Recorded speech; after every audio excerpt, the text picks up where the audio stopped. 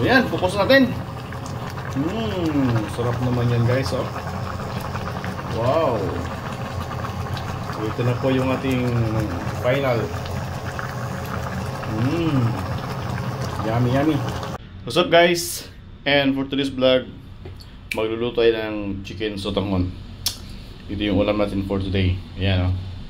So yun yung sotanghon natin, nakababad na sa tubig, sa mainit na tubig. Saka yung chicken natin, saka yung mga ibang ricado. Alright, so let's go. Samahan yung magluto guys, para makasabaw-sabaw naman tayo. So yan guys, umpisa na tayo pagluluto. Magpapalit tayo ng kawali. Maglagay tayo ng mantika. Yan, ilang sakto yan. So paint muna tayo. Ayan, pag mainit na yung mantika natin, add natin yung bawang. Dahil kunti lang yung luto natin guys, pang single serve lang, kasi tayo lang naman kakain. Kaya dito tayo nagluto sa ating palit na kaldero. Alright. Ayan. Ayan, golden brown na yung bawang natin. Ako kamatis na yung una ko eh. Kamatis.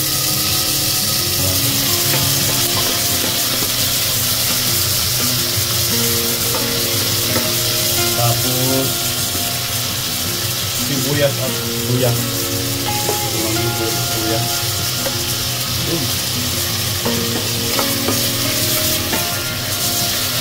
Mikos-mikos na yan. So, mikos-mikos lang natin yan. And then pagka lumabas na yung aroma ng ating mga ricado, yung sibuyas at saka luya, saka lumamot na rin kunti yung kamatis, ihalo natin yung karne ng chicken natin. So halo natin yung chicken natin. Ayan. So kunti lang yan guys, 200 grams lang yung chicken natin. Kasi yung iba dito guys, yung pinaglutuan natin ng arroz caldo, half na chicken ito, yung kalahati hinalo ko sa arroz caldo natin, yung last vlog natin arroz caldo. So yung kalahati ito, gawin natin chicken sotanghon. Right? Then takpan mo natin siya. So yun guys, pagka lumabas na yung katas ng chicken, ano, may lumabas na konti, maglagay tayo ng suka pang tanggal lansa. Yan. Kunti lang. 2 tablespoon ng suka.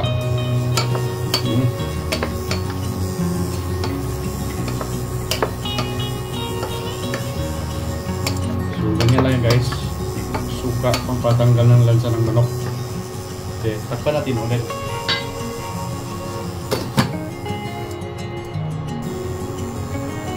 Yan. Muna. So, yun. Pag-dry na yung sabaw niya guys. Pag ganito na yung pwede tayo maglagay ng tubig. Para pang palambot na ng laman ng manok. Yan. Right. Then, maglalagay tayo dyan ng charang, yung panglaban natin tanglad. My favorite, lemongrass. Ayan. So, yan, palambutin muna natin ito. Madali itong kukulo kasi hot water na yung tubig na ginamit natin dyan. So, hintayin lang natin siyang kukulo ang palambot. Mamaya, magdagdag na tayo ng ating mga ipapang gulay. Mga gulay natin, dagdag natin mamaya. Wait lang natin ito kumulo, pagpalambot. Palambutin mo natin ito mga 20 minutes siguro. So, at this point guys, kunti na yung sabaw. Anyway, magdagdag tayo ng sabaw sa pinagpapara natin ng sotanghon.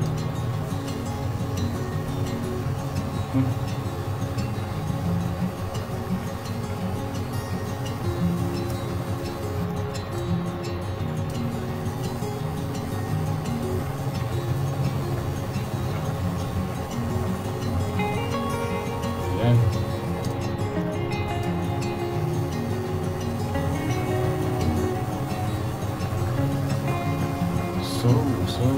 So, okay, nasa ito yung camera natin kasi malayo. So, makita nyo ng malapitan. So, maglalagyan na tayo dyan ng ano guys, ng sotanghon. So, ito sotanghon na rin, no?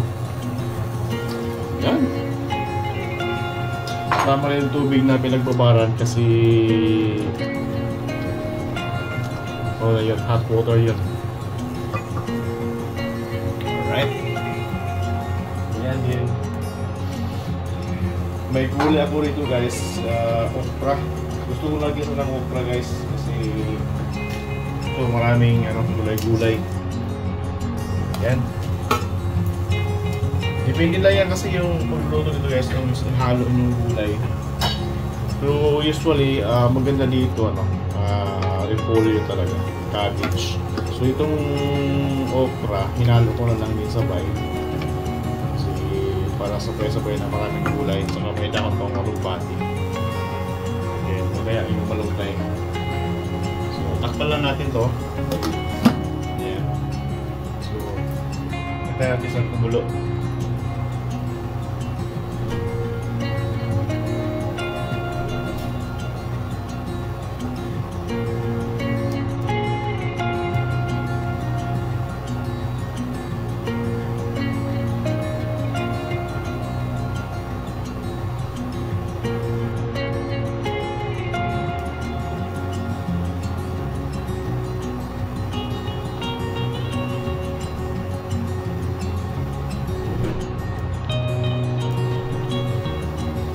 While nagpapakulo tayo niyan, magagawa po tayo ng malunggay natin. Tatapat yung dahon.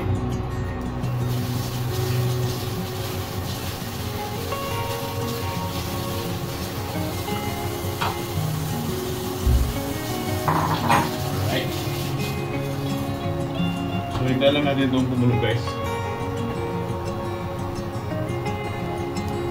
So, at this point guys, nakalimutan ko pala maglagay ng dahon ng palinta, dahon ng laurel, then black pepper powder. Then, okay lang. And then, mikos-mikos ng saglit.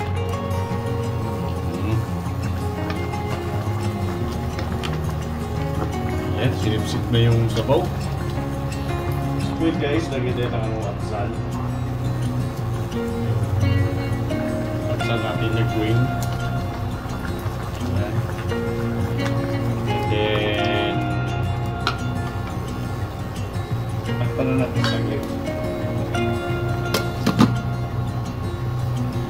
So at this point guys, ilagay natin yung cabbage. So malapit na may half cook yung ating okra. So ilagay natin yung cabbage. So dito lang ito guys, pagka nalo na yung cabbage natin. Then may dahon ako ng alugbati dito. Ihalo na natin ito. Sabay natin sa cabbage. Then dahon lang yan guys, dahon ng alugbati. Ayan o. So gusto kong may ganito lang. Bahala na kayo guys, mga gulay na halo nyo. Dapat itong alugbati sa okra, wala na to. Kaso sayang naman ihalo ko na lang. So, mag-experiment tayo guys. Then last na yung malunggay. Ayan. So may mga dahon-dahon mga gulay-gulay sa ating sabaw. Sa ating sotanghon recipe, chicken sotanghon recipe, maraming gulay. Yun. Kasi mga dahon, saglit lang yan maluto. Diba? Ganyan na yan. Yan. Nagkalimutan ko. Maglagay ng asin. Nagpala tayong asin. Papalpak yung luto natin, walang asin. Ayan. Patay ang saglit. Saka guys, hindi pa pala tayo naglalagyan ng ever since hindi tayo gumagamit ng bitchin, yung bitchin hindi ako naglalagay niyan sa mga luto ko. Wala lang, diretso lang, wala lang bitchin. Asin lang, okay na. Kasi yung mga Ricardo naman tayo eh. Loaded naman tayo sa Ricardo, kaya hindi natin kailangan mag-bitchin. Ayaw ko mag-bitchin. Hindi ko trip ang bitchin eh. Pwede sugar. Maglagay kung gusto nyo man na mais na yung ulam nyo, lagyan na ng sugar. Okay na yan. So, tikman natin. Tikman na natin to. Yun. Ano ba?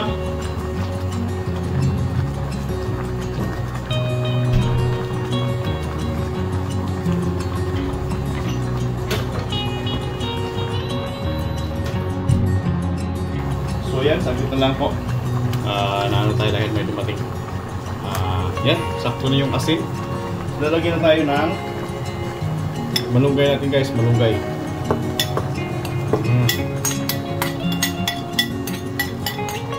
Okay.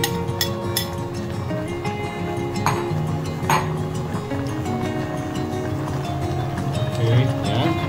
Malunggay na. So, saglit na lang ito guys. Kain na na, pwede natin itong patayin yung ating wala nang apoy dito kasi goods na to. Yan. So, yun. Last final testing sa ating sabaw. Wow, sarap. So yan, focus natin. Sarap naman yan guys. Oh. Wow. Ito na po yung ating final. Yummy, yummy. So thanks for watching guys. Alright, chicken sotanghon. Maraming gulay. Thank you.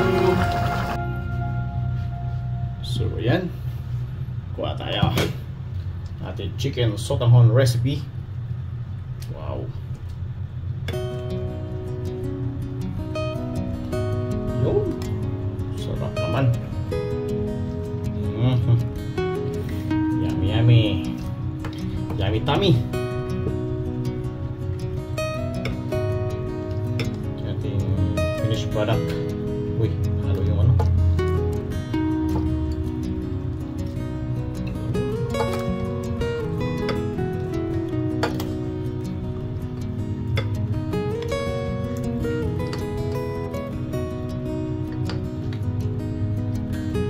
Alright, sarap. The chicken sotanghon. Thank you.